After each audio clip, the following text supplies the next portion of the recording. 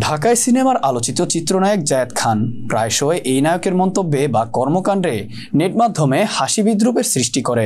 ফলে এ নিয়েও অনেক ক্ষেত্রে নেটিজেনদের সমালোচনার তুঙ্গে চলে যান জায়েদ খান।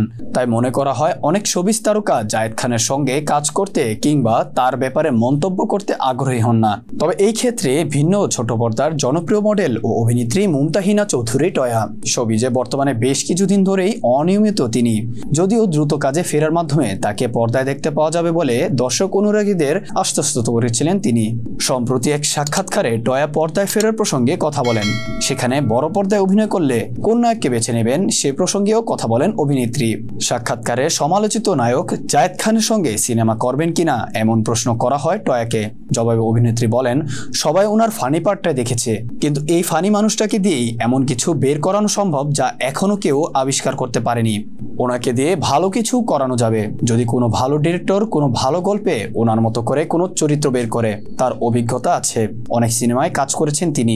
কাজেই ওনার সাথে মিল করে এমন একটি গল্প হলে বা গল্প ভালো হলে ভালো কোনো চরিত্রে তার সাথে কেন কাজ করব না।